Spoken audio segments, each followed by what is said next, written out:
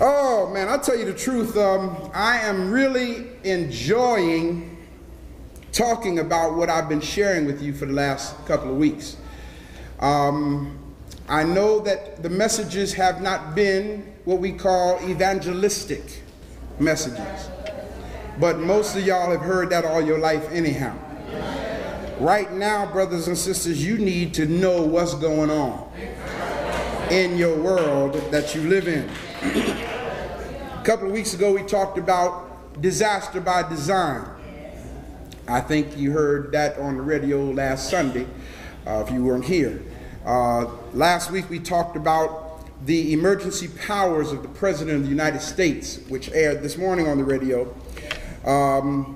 Today, I want to continue in the same vein so that we as Africans can catch up to what's going on in our society.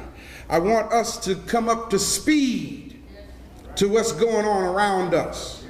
So today I want to tell y'all really what they have been holding back from us and totally misdirected our minds into thinking something other than what really is.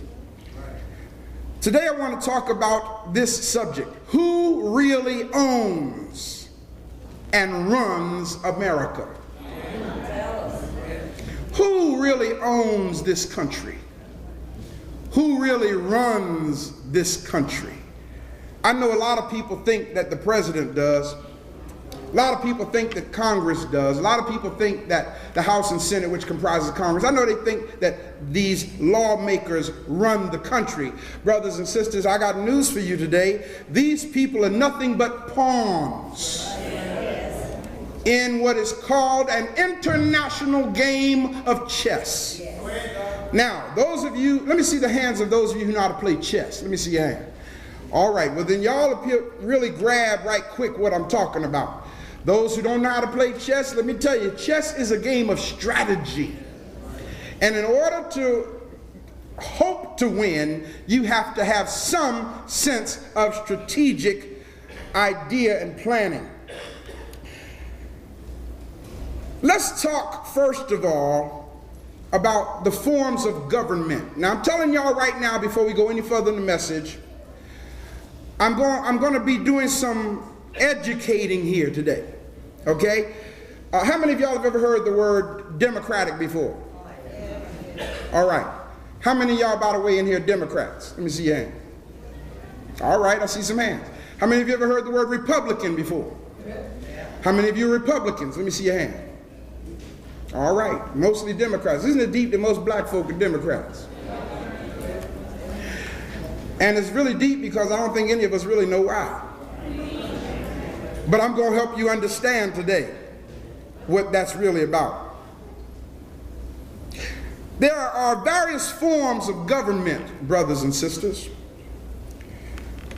But basically, they come into two categories. Everybody say, rule by God, and the other is rule by man.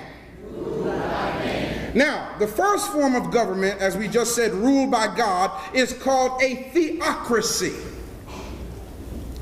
Coming from the word theos, cratic, theocratic, meaning it is a government by immediate divine guidance.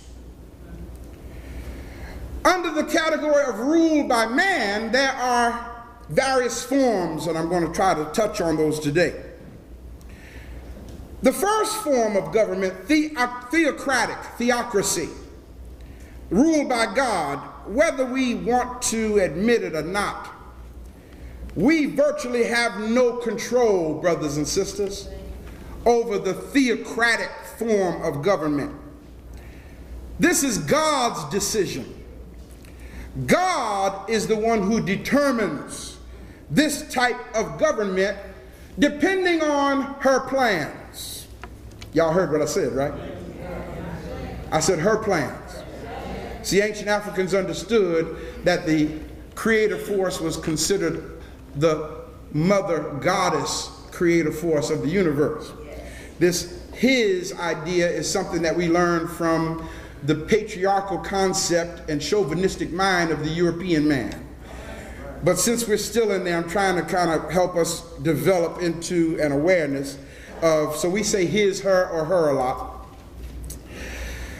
Being that the theocratic form of government is determined by God, it really doesn't make much sense for me to even discuss that form of government because it's not a viable alternative.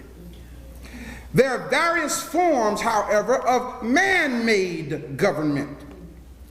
Some of the more common types are, everybody repeat after me, where no one rules. Where no one rules. That's the first. The proper word for that is anarchy. When nobody rules, that's called an anarchy. In an anarchy, you have what is called lawless confusion, disorder, chaos, and turmoil. That's in an anarchy. Then you have another type of government where one man rules. That's called a dictatorship or a monarchy. In that you are liable to see what's called unlimited rule. You're liable to see something called tyranny. You're liable to see what might be referred to as a totalitarian government, wherein coercion is used to rule the people. The other type of government is where a few people rule. The proper word for that is oligarchy. O-L-I-G-A-R-C-H-Y. In an oligarchy, you have what's called a small elite group of people that rules the masses. The nobility group exercising control, and usually it's for corrupt and selfish reasons. Then you have a type of government called where the majority rules. That's called a democracy. Y'all have heard of that before, right? Yes. For you Democrats. Yes. Okay? A democracy. That consists of what is called constitutionally elected representatives. A democracy is a form of government that is traditionally controlled at the top by a small ruling group of people or oligarchy. The people in a democracy are conditioned to believe. Follow what I'm saying to you, people. The people in a democracy are conditioned to believe that they are indeed the decision-making power. Yes. Did you hear that? Yes. But in truth and in reality, the people are not the decision-making power. It's that small group of people at the top that makes all of the decisions for the masses. In a democracy, they lie to you and tell you go vote. And the masses go vote thinking that in what's going on. When in reality, after you vote, it's still that small oligarchy at the top that makes the decisions. So the only true form of government throughout history has been the oligarchy, or that rule by a minority for the majority. In the 1928 United States Army Training Manual, what year did I say? 1928. Yes. The 1928 United States Army Training Manual defines a democracy as, and I quote, a government of the masses, Authority derived through mass meeting or any form of direct expression. Sometimes, follow this good now, sometimes this definition results in what is called a mobocracy. A mobocracy. M-O-B-O-C-R-A-C-Y. You'll understand what it is. And that is actually a word. Look it up in the dictionary. A mobocracy is often confused for a democracy. The only thing, mobocracy is the mob.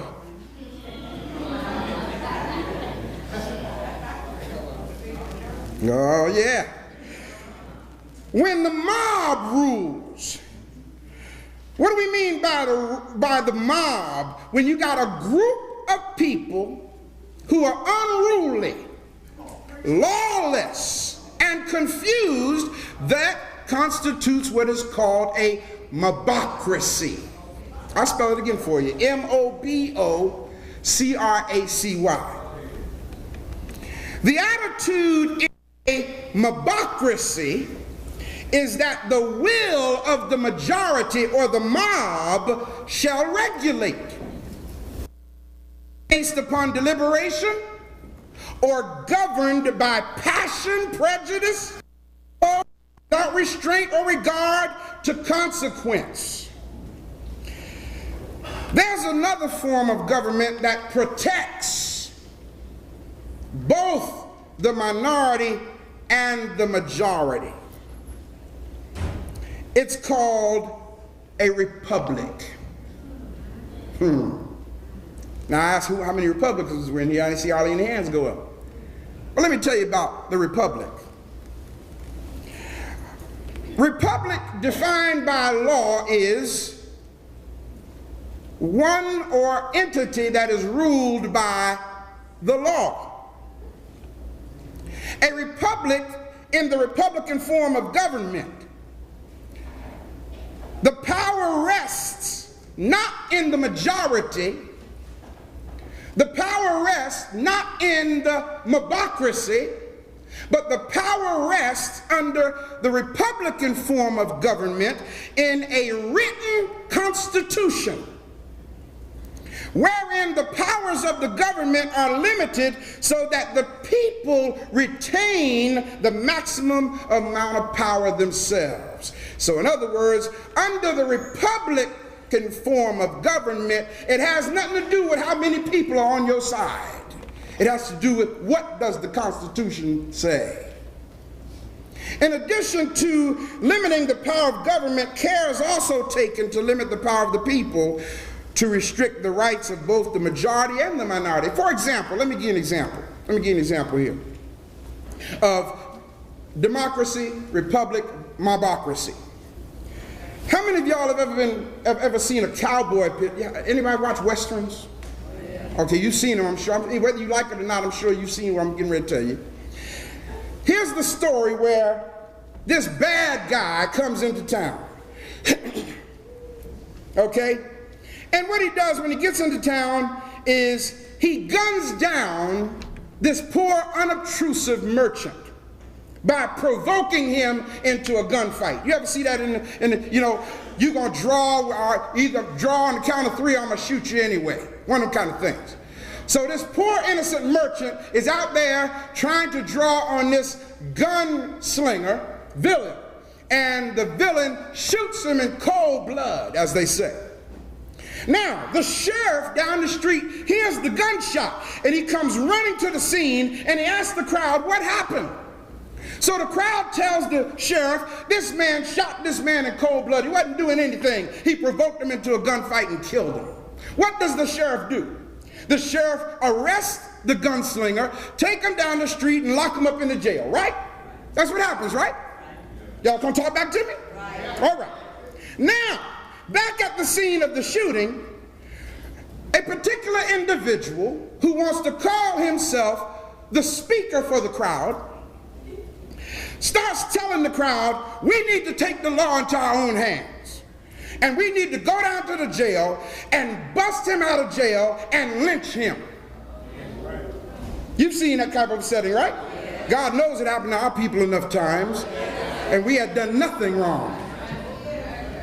So, because of the influence of this brother who stood up to convince the group they could go take the law in their own hands, they all start deciding that this is the course of action that they should take. Now notice, the group now becomes a democracy. Okay? Because the majority of the people decided we need to go lynch this guy. Y'all with me? All right. Now what happens is as they go down the street, they start hollering and screaming and yelling and everything. Now the democracy becomes a mobocracy. Y'all following this thing now, right? They reach the jail and the sheriff comes out and says, what's going on out here? Now this democracy, which has now become a mobocracy, demands that the sheriff let him go so we can lynch him. The sheriff says, regardless of how many people are standing out there, the sheriff says, it's my duty to protect this man and see to it that he gets a what? Fair trial. The reason for that is because the sheriff is enforcing what is known as the Republican form of government. If it was a democratic form of government where the people majority rules, the sheriff would have to let him go and they would lynch him. Well, the sheriff tries to show the people the law, and eventually the people realize that the sheriff is right, and they disperse and they go home. At least that's the way it ought to turn out. The Republican form of government has triumphed over the democratic form of the mob action. Ooh, buddy, I'll tell you, there's another situation in the Bible of Republican form of government. Y'all been reading it all the time, didn't know it. There was a guy in the Bible, in the biblical text, called Jesus. And he had been arrested. And the Republican form of government was to see to it that he gets a trial. But the mob, the democratic form of government, convinced Pontius Pilate to wash his hands and say, okay, I tried to institute the Republican form of government. Y'all insist on doing it y'all's way. Here, take the man. And what did they do? The mob took him and did what? Crucified him, right? Y'all forgot the story? Y'all ain't that far liberated, are you? It's easy, brothers and sisters, to see how a democracy can turn into a mobocracy of angry individuals if not careful. Who owns this government? The Democratic Party? The Republican Party? I got news for y'all today. There was this guy from England named Lord Halifax. I don't know why they decided to call themselves Lord and Duke and all that kind of stuff, but Lord Halifax of England said, and I quote him, "They who are of the opinion that money will do everything may very well be expected to do everything for money." You got that? I'll say it again. They who are of the opinion that money will do everything may very well be expected to do everything for money. Now, I just told y'all the whole message. I just told you the whole message. I just told you why everything that's been happening the last few weeks has been happening. You see, people, with money comes power. Now, for the unscrupulous people, nothing will stand in their way to achieve the ultimate in power. Such people are driven by greed. Now, Don't interpret what I'm about to say as a racist comment. I'm just telling you the truth in what I'm about to say. It's no secret, people, that banking and the Jew go hand in hand. Did y'all hear what I said? Now, I have to be honest with you.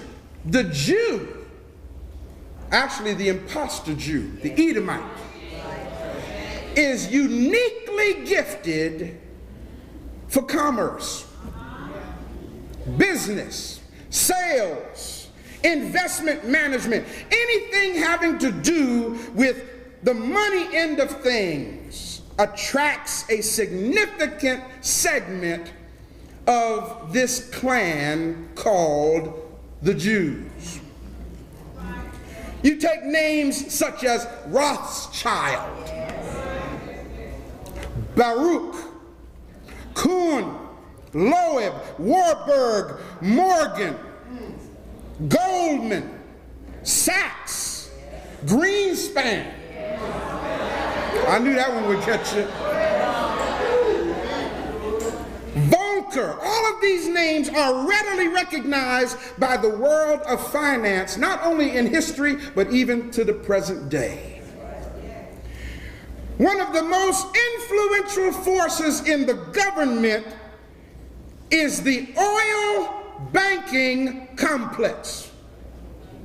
Now I'm gonna drop stuff on y'all that our folk just ain't used to hearing. Now I'm gonna tell you why we're not used to hearing it. Let me break away from my notes right quick, tell you why we're not used to hearing it. You know why? Because all we're used to hearing is what we hear at work, what we hear at church, and for those of you who still go to the bar, what you hear at the bar, or what you hear in the beauty parlor, or the barbershop. That's the realm of our experience as a people. And unfortunately, the one place that most of us go where we ought to be taught, most preachers ain't doing it. So we're stuck right where we were. Oh, come on, people. Do an inventory of yourself. And ask yourself the question, okay, I'm 35 years old, been in the church all my life. What am I learning at this point in my life that I didn't learn at 5 years old? Ask yourself that question. If you can't add any more than you learned your first 5 years of Sunday school, then you need to get your tail up out of that place and go somewhere where you can learn. I know, I ain't talking to y'all, I'm talking to folks looking at me on television.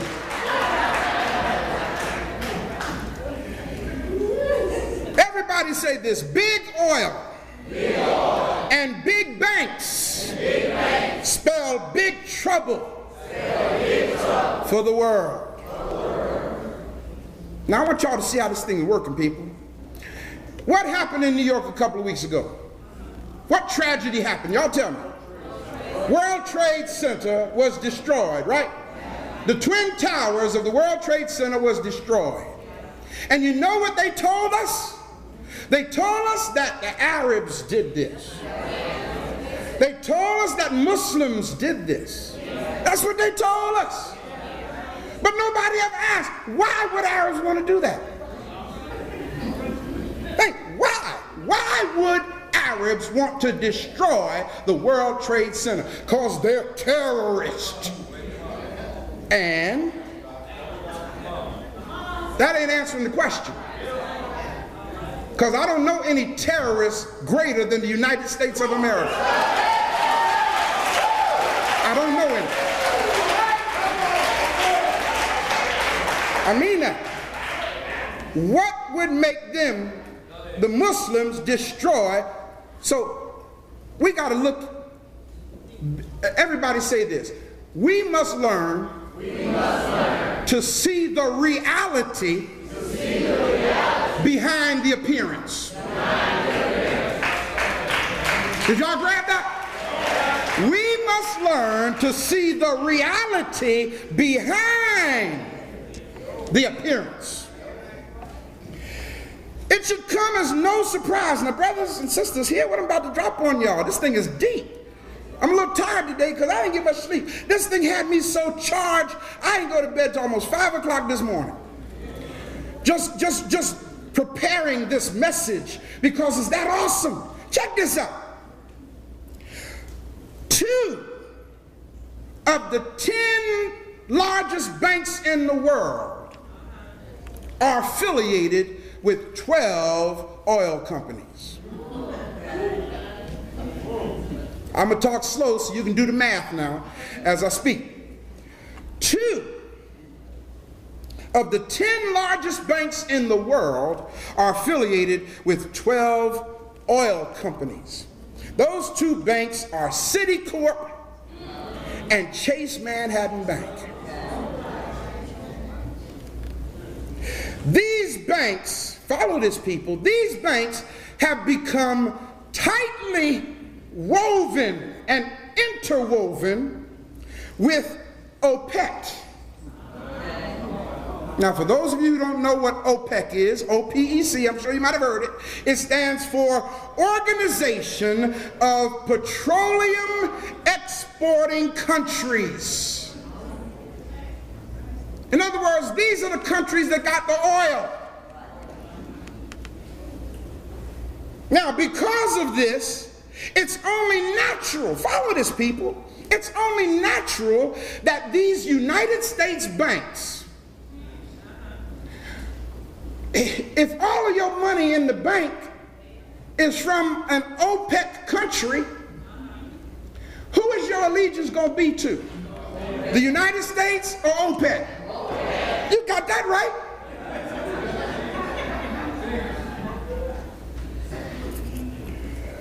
So what we're dealing with here is these United States banks don't have an allegiance to the United States, but rather to the international community. Now, let's create a hypothesis, even though it's not far from a hypothesis. Did you hear what I just said? All right. Just suppose that OPEC decided to pull its money out of United States banks. Now, if they pull out every cent deposited in big United States banks, it would spell disaster for this country. Well, like I said, it ain't that far from a hypothesis. OPEC had planned to do that. Now you understand why, when George Bush came into office, the first person he immediately had a meeting with was Alan Greenspan, the director of the Federal Reserve.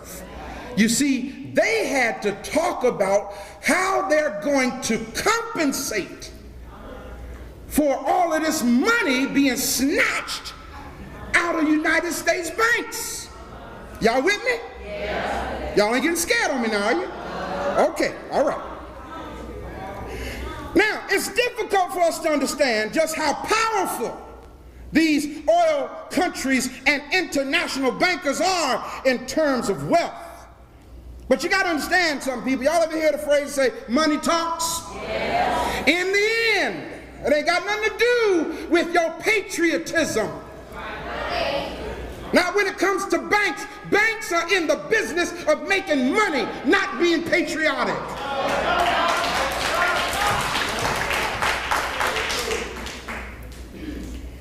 And it's money that talks and motivates and controls the actions of nations. I'm going to blow y'all's mind with this. 90%. What did I just say, people? 90% of OPEC's money is on deposit in United States banks.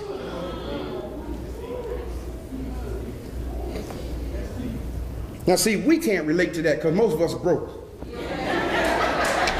The most we can do is try to get some kind of an imaginative idea of what we're talking about here. But when I say 90% of OPEC's money is on deposit in the United States Bank, I'm talking about over $1 trillion. I didn't say millions. I did not say billions. I said over $1 trillion is on deposit in major United States banks by OPEC countries. Yeah, buddy. Now, so you'll understand how this works. It's deep here because the OPEC countries got their money on deposit in the United States, but the United States is not a member of OPEC. Y'all starting to see the problem now, aren't you? What countries are OPEC members?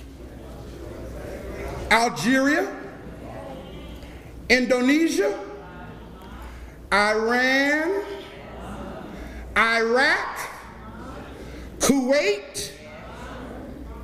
Now you want to know why we've been doing so much bombing? Libya, Nigeria. How many of y'all have heard about the shell situation going on in Nigeria with the Ogoni people there?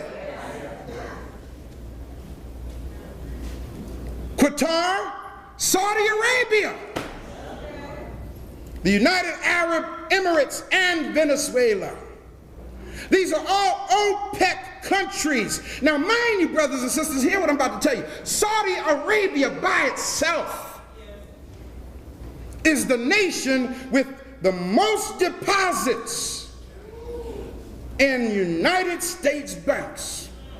Saudi Arabia has the most investments in commercial real estate in this country. Saudi Arabia has the most investments in United States government securities.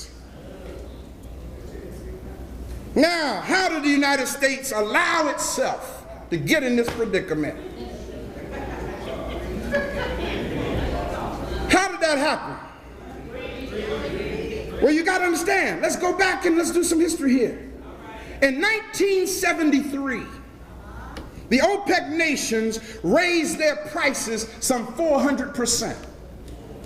I don't know how many of y'all remember the gas crisis back then. Now, you got to understand, money started, falling in on them people because we paid the prices. The oil, their income soared from $29 billion in 1973 to $100 billion in 1974.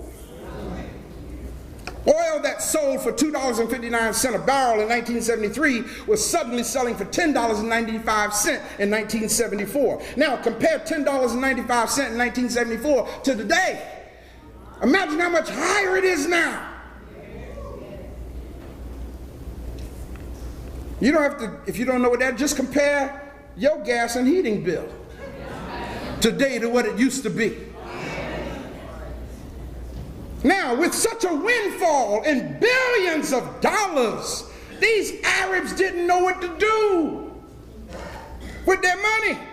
They're sitting around meeting, what shall we do with our money? So guess who ran to their aid? The United States government. The United States, because of their greed, said, we'll tell you what to do with it. Put it in our banks. The United States rushed over and talked them into putting it in their banks, and suddenly, banks that used to be nationally minded are now called international banks.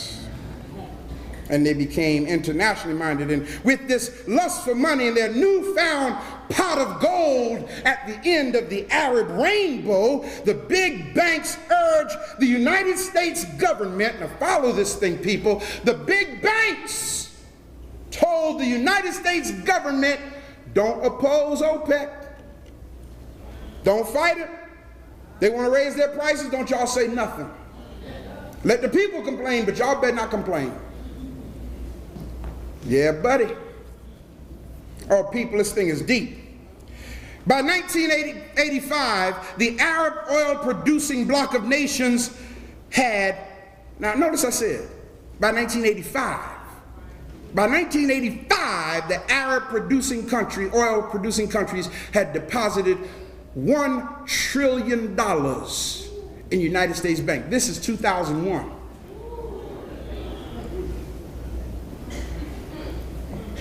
Now here's the problem, y'all. The concentration of wealth in the hands of a few big banks in the United States, whose ultimate power is or may be held by Middle East nations, spells control. Dig this, as I told you, 90% of OPEC's oil money has been handled by 6 banks in the United States. Now, when I say this, it's going to really blow your mind. 6 banks in the United States have handled over 90% of OPEC's oil money, and 5 of those banks is in New York. And where you think those 5 banks are? World Trade Center facility. Making sense now? See, here's the problem, people. This is the type of control that determines who's going to become the president of this country. It ain't your vote. I'm trying to tell you that. Y'all run out here and getting upset because they ain't counting your vote. If they did count it, it wouldn't matter. They're going to do what they want to do anyhow. This is the type of control that sets and determines the limits of power. This is the kind of control that could strip away any limits of power and make possible a dictatorship. This is the kind of control that's paving the way for a new world order and also a new marking system, which the book of Revelation calls the mark of the beast. Now, if you just look back in history a little bit, you can get an inkling of what I'm talking about. What happens when an oil-producing company decides to withdraw their money from the United States? Well, in the fall of 1978, now mind you, it didn't happen. It was just rumored that it was going to happen. Somebody put out the rumor that Kuwait was getting ready to withdraw $2 billion from the United States. Well, if they had done that, it would have caused the stock market to crash and all that kind of mess. Such a withdrawal would have caused financial panic in this country. And the administration of that day, and by the way, the president at that time was a man known as James Earl Carter. Y'all know him as Jimmy Carter. James Earl Carter, President Jimmy Carter, check this, people, quickly bought up $30 billion worth of dying US dollars on the world market in order to stabilize our predicament.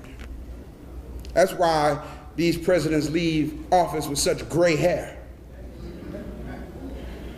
When it turned out that Kuwait was not withdrawing its money, it was only a rumor, the rumor touched off near financial disaster in this country. On November 14, 1979, Iran announced, what country did I just say? Iran announced that it was going to pull its billions of dollars from the United States. Same president, President Jimmy Carter, acted quickly, and guess what Jimmy Carter did, y'all? He declared a national emergency. Now, why did he do that? Follow this. Jimmy Carter, when Iran announced it was pulling his money out of the United States banks, Jimmy Carter declared a national emergency. And you know why he did that? Because the only way that he could freeze Iran's assets, we had to be in a national emergency. Y'all getting this picture now? You can't just go freeze somebody's assets. You have to be in a national emergency to do that.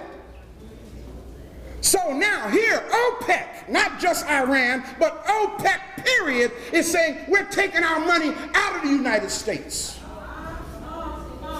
If they did that, this country would shut down. Everything would stop. Your lights would go, I mean, this whole country would shut down. And I'm going to tell you why the country would shut down. Because this country, is in debt to something called the Federal Reserve. I'll teach on that in another lecture in a couple of weeks. Help you understand that that green stuff you got in your pocket is not money. It's a note. It actually says it across the top. Federal Reserve note. I'll teach on that later. So you understand, you can see how big oil controls big banks and how the two in concert will control the United States economy, and not only the economy, the elected leaders as well. Just for the sake of research, y'all don't have to take my word for what I'm saying. Write this down. Write this down. Write this word. Strategic Petroleum Reserve. Strategic Petroleum Reserve. Now, see, how many of y'all remember Desert Storm? Okay, I don't know if y'all ever thought about it, but how in the world are we going to get oil from Arab countries if we're at war with them? Think. So what the United States did is they created this entity called Strategic Petroleum Reserve. That is the oil that we have, or this country has, in reserve while the Arabs and us ain't getting along. While OPEC and us ain't getting along. So y'all understand what I'm saying? And of course the prices are very, very, very high, because that's reserve. And we have to be careful how we use it. Write this down. Al Gore. Have y'all ever heard of him before? Al Gore and big oil companies. Go to the internet and look it up. Let me tell you what you're going to find right off the bat. The Gore family empire. What did I just say? Gore family. See, people, it ain't about just Al Gore running for president. The Gore family empire holds about $500,000 worth of stock in this company called Occidental Petroleum Corporation. That's why Al Gore wanted to be president. Al Gore wanted to be president because if we had elected him president, yeah, he would say to all of these oil OPEC, y'all get out of here. I got my own oil company.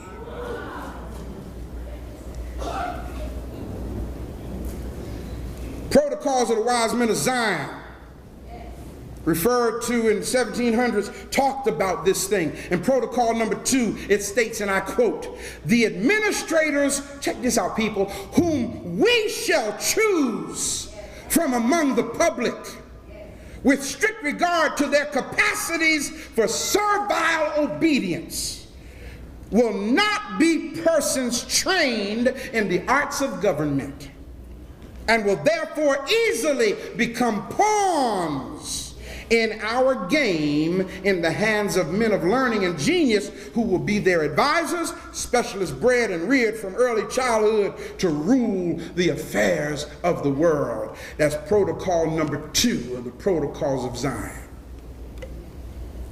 How do they manage to get such control over the elected officials? Well, you got to understand something. There's an elite power group. Everybody say Committee of 300. I'm going to send y'all on a research project, okay?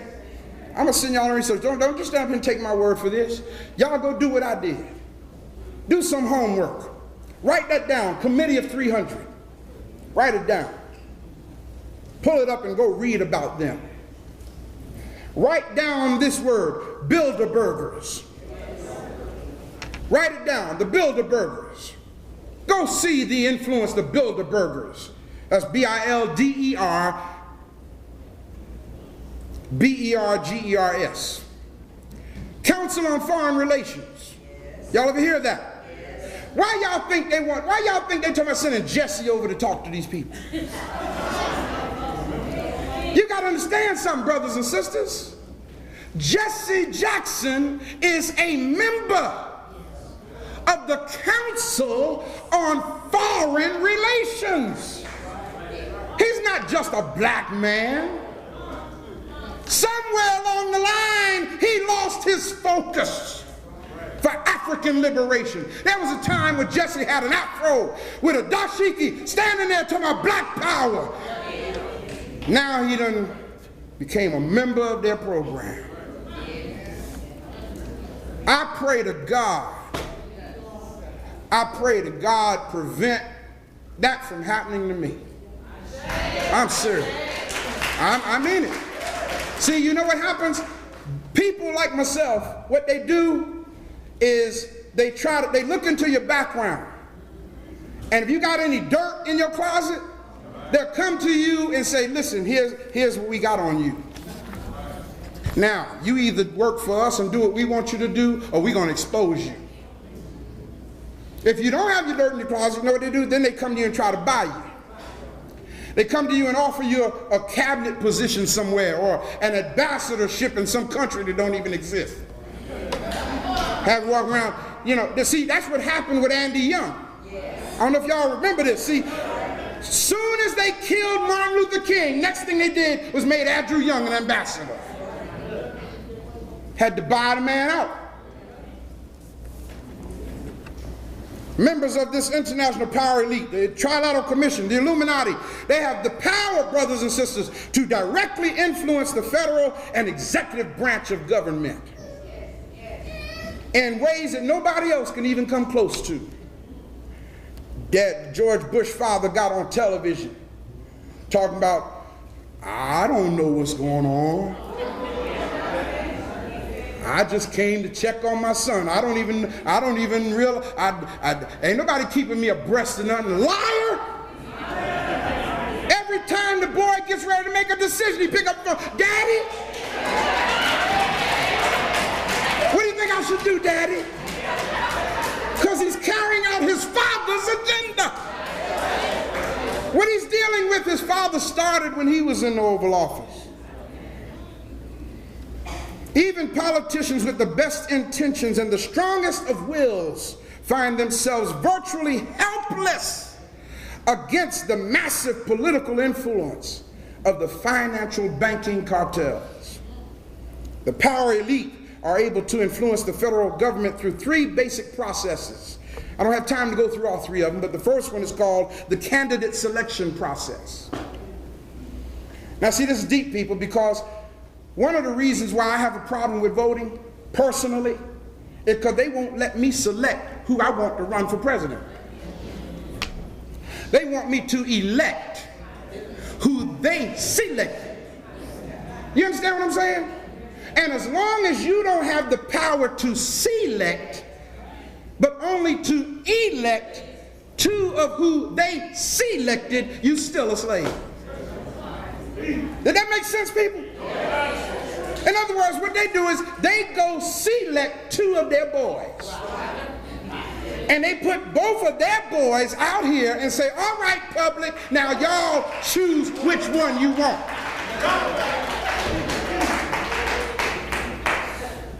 What difference do it make? Both of them belong to you. The candidate selection process, though the members of the power elite attempt to influence the electoral campaigns by means of finances in the form of large campaign donations, that is the real entity that we have to contend with. In the political system of the United States, the emphasis of elections is not, follow me, people, it's not the policies of the political party or the candidate, but the personal image and attributes of the individual candidates. For all intents and purposes, hear what I'm about to tell you. Go do your research, prove me wrong. But for all intents and purposes, the Democratic Party or the Republican Party doesn't even exist. That's just a lie to make the public think they got something to say with what's going on. You hear what I'm saying? One elitist says it this way. Man who's a banker that I knew from New Jersey. He said, the best form of government is to make people think they have a say in what's going on. Isn't that deep? Because if people think they have a say, they'll get more involved and support the program. That's the lie. That's the deception that they give us through what is called the voting process. There are only individuals, candidates and professionals, consultants, builders, so forth, contractors, doorbell ringers, media advisors. That's all they're concerned with. They're not concerned about somebody who really wants to come in and do the right thing.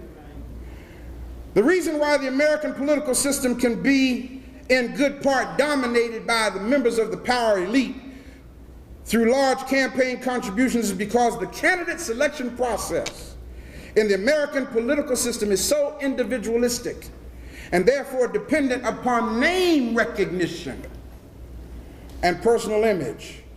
So big donors and big fundraisers are held. Y'all be surprised how much money Ronald Reagan made to become president of the United States. Y'all be surprised how much money George Bush made to become president of the United States. And of course, all this money is under what is called campaign contributions.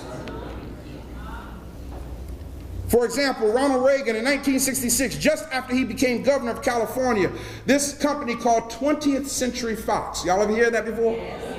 It's a movie conglomerate. 20th Century Fox purchased several hundred acres of his land adjacent to their outdoor set in Malibu. Check this out now. They purchased several hundred acres of his land for $2.8 million. Triple what it was worth. Okay? What's really deep about it is right now to this day, that land ain't got nothing on it but wild grass and trees. Never used the land. But it was money that went into his pocket. $2.8 million for a piece of land they ain't doing nothing with. See, they had to give a reason for giving him that kind of money. So they say, we bought his land. And then they arranged it to where he got $20,000 per appearance just to go around and do speeches at different businesses. That's big money, y'all. Every time he went to speak at a dinner or a banquet, he got $20,000. Oh, come on, y'all. Shucks.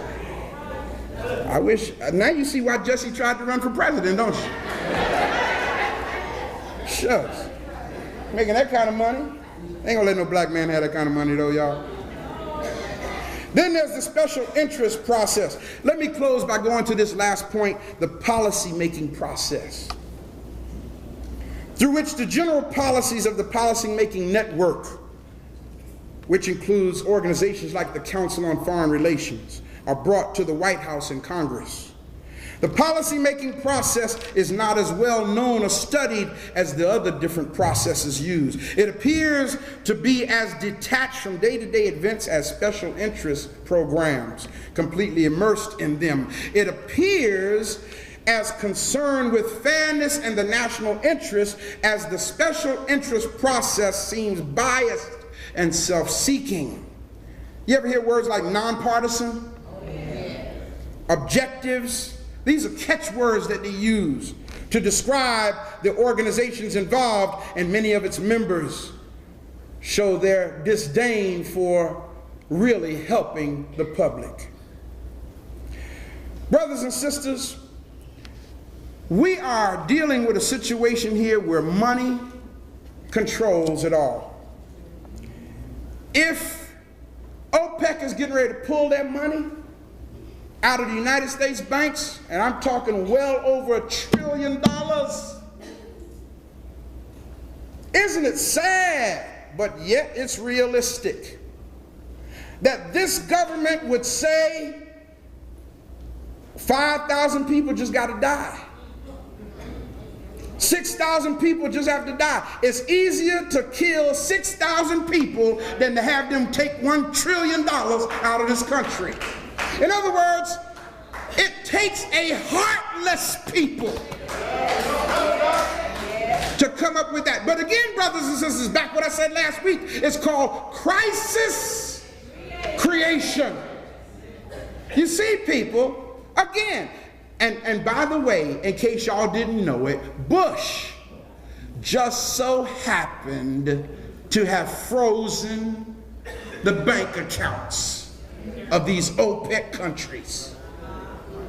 How do you freeze the bank account except you must create a crisis?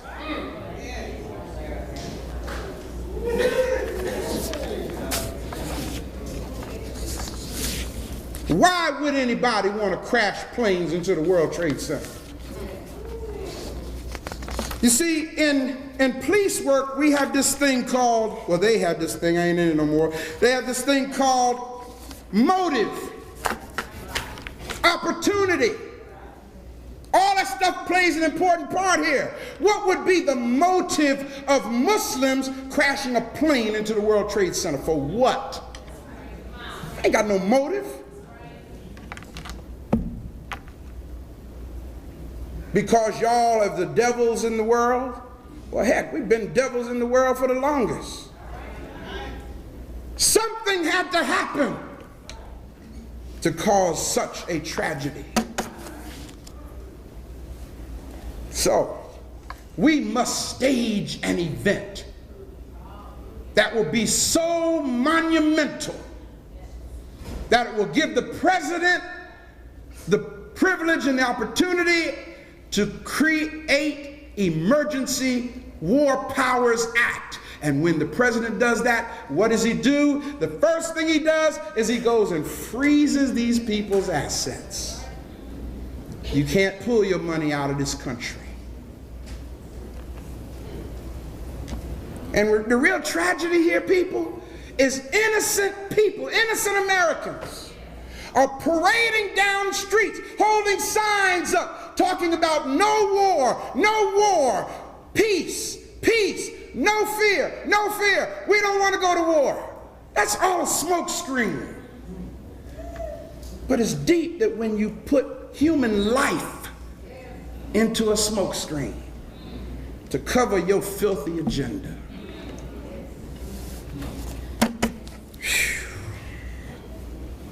Who really owns and runs America? The people who got the money. And I want you to know the United States ain't the people. We are broke as we can be. The United States has been broke for a long time. That's why Alan Greenspan is such a powerful man. Alan Greenspan said, y'all need some money? Fine, I'll print up some more money. But you got to understand, I'm gonna put interest on every, I'm gonna put 32-cent interest on every dollar I'll print up for you guys. So that means every dollar bill that they print, the United States owns the Federal Reserve 32 cents on it. Where are we gonna get the money from? Where were they gonna get $40 billion from? Y'all see our predicament, people? Now that I hope you've learned something in this. Now that you've learned something, go educate others. Because we got ignorant black folk who love their president and are ready to go die for a heartless people. And I know what I'm saying is dangerous, but I got to tell the truth. See, you know, it's amazing, y'all. All my life I was raised saying stuff like, I'll go, I'll go, I'll go, I'll go. If the Lord wants somebody, here am I. oh Lord, send me. And all my life, even though I was singing that, the only thing I was going forth and telling was the program that they had programmed into me to program into you. And guess what? That's not dangerous. Of course, you get rich doing that. But that song has meaning when it says, Lord, I'll go telling the truth, even if they don't want to hear it, even if it costs my life. We even say that. Even if it costs my life, Lord, I'm going all the way. Shucks. And we some chicken-hearted folk. I'm a soldier in the army of the... What's your warfare? Look at the person next to him and ask him, what is your warfare? Since you're such a soldier, what have you been warring against since you're a soldier? Got my war clothes on. As soon as somebody lie on you, you're ready to give up. Yeah, buddy. They talk about me. Oh, brothers and sisters, I tell you.